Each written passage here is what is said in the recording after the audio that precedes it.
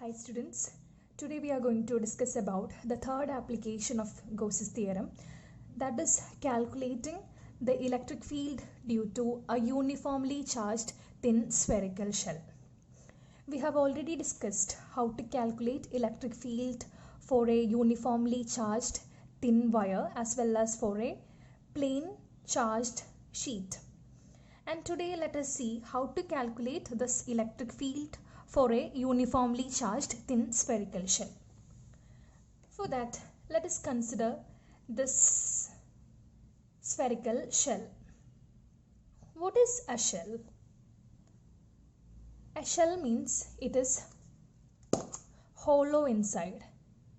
That is nothing inside the spherical shell. Here you can see that the charges are distributed over the surface of the spherical shell. That is what a shell is. We have charge distribution only over the surface. So we have already studied whenever we have distribution of charges over the surface, we consider surface charge density sigma.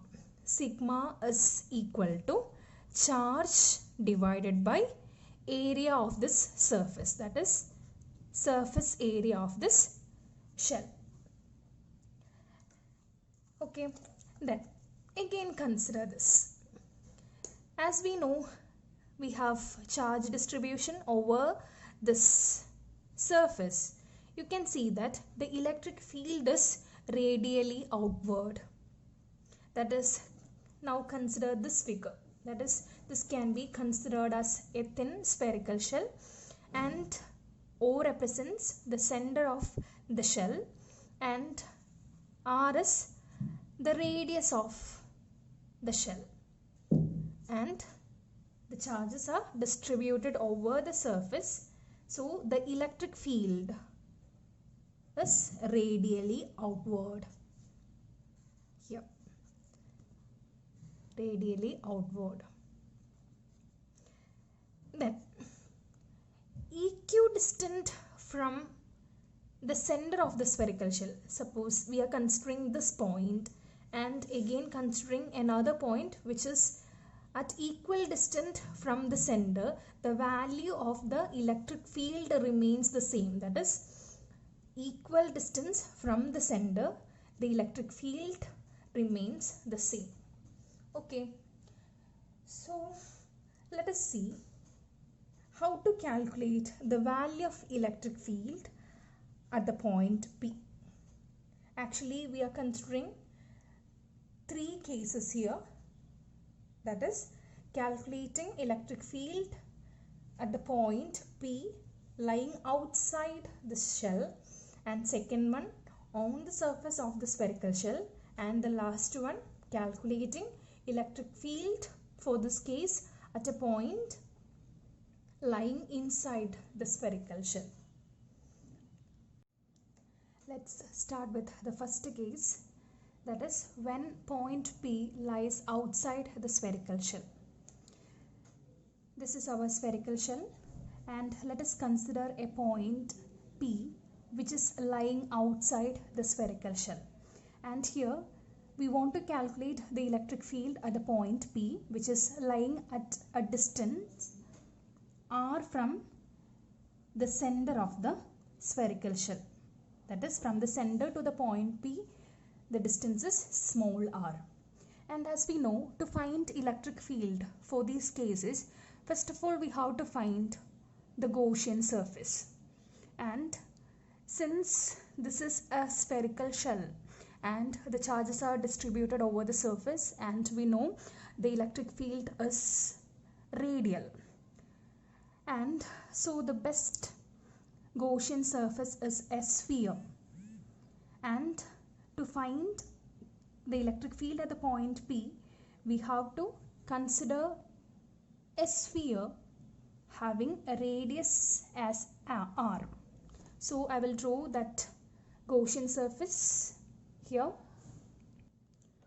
So here we have drawn the Gaussian surface, the spherical Gaussian surface, and now next step is writing down the equation for electric flux, and we have two equations for electric flux. One is phi is equal to closed integral E dot ds. That is the first equation for electric flux, and the value of electric field at all these points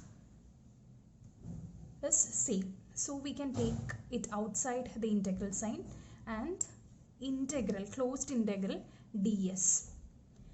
And what is closed integral of ds? After integrating, that is here we have chosen one point here, and when we integrate all these points, we'll get the total surface area of the sphere. So we can replace this closed integral ds by the surface area of the sphere. And what is the surface area of the sphere? It is E into 4 pi r square is the first equation for electric flux, equation number 1. Then we use our Gauss's theorem. Gauss's theorem, according to Gauss's theorem,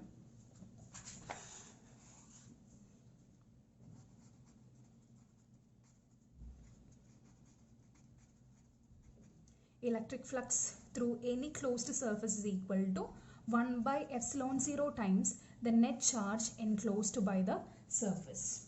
This is the equation for electric flux using our Gauss's theorem. This is our equation number 2.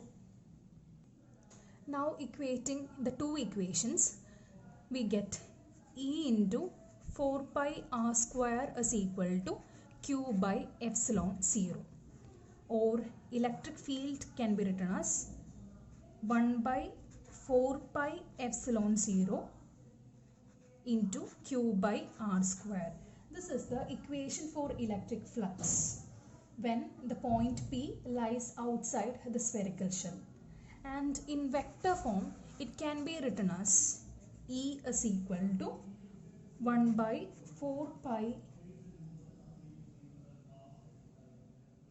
epsilon 0 Q by r square into r cap. This is the equation for electric field. Case 2 is when the point P lies on the spherical shell. That is, this is the point P. The point P lies on the surface of the spherical shell. So how do we calculate the value of electric field here? Again, we have to consider the Gaussian surface.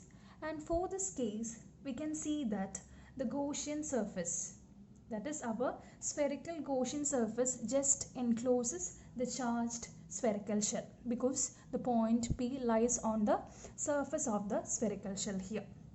Okay, and again we use the two equations, and first let us write equation for electric flux in terms of electric field, and it is given by phi is equal to closed integral E dot ds, and E is constant here, and we take it outside, and closed integral ds. What is closed integral ds? It is the surface area of the Gaussian surface, and it is equal to E into 4 pi. Here radius is r. Since the Gaussian surface just encloses the sphere, charged sphere, we take ds, closed integral ds, as 4 pi r square. So this is the equation for electric flux, equation number 1.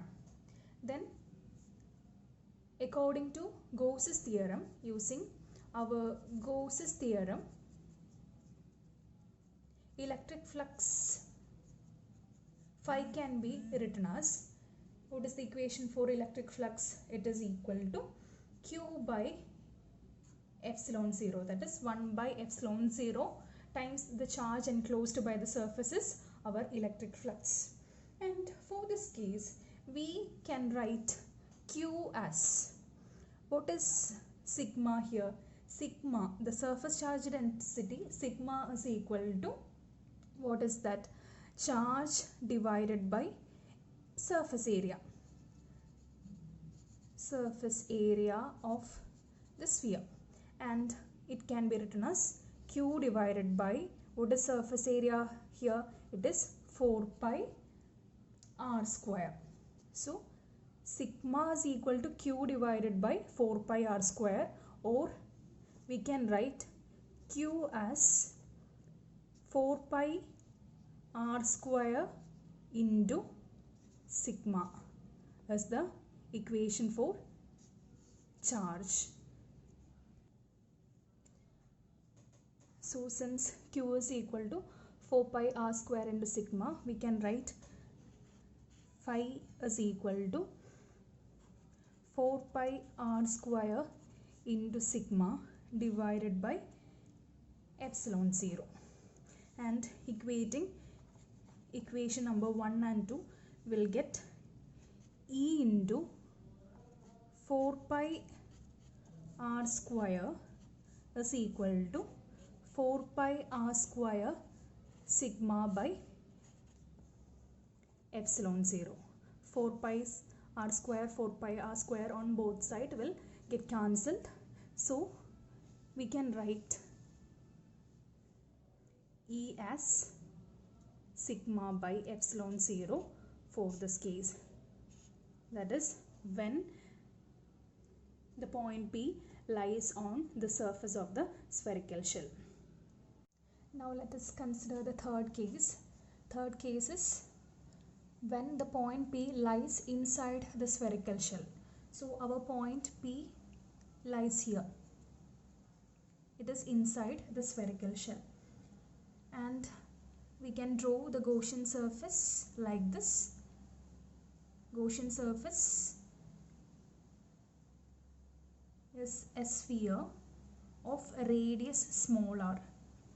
Capital R is the radius of the actual spherical charged shell, and small r the radius of our Gaussian surface.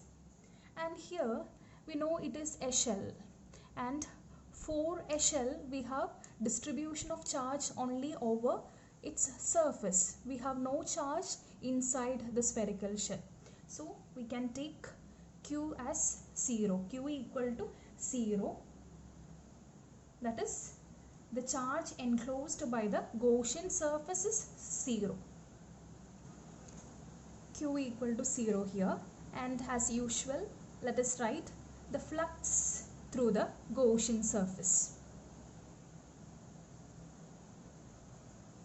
Phi is equal to E into 4 pi r square. This is the equation for electric flux. Then we use Gauss's theorem. According to Gauss's theorem, flux phi can be written as Q by epsilon 0. Q by epsilon 0. So what is Q? Q is 0 here. For this case, Q is 0. So what happens? Q by epsilon 0 becomes 0. So this is equation 2. Then equating these two equations, E is also obtained to be 0 for this case. Since we have no charge enclosed by the Gaussian surface, electric field for this case is equal to 0. That is, when the point P lies inside the spherical shell, electric field E equal to 0. So these are the three cases for a charged spherical shell. And first equation, when the point P lies outside the spherical shell, equation for electric field E is equal to 1 by 4 pi epsilon 0 Q by r square for the first case.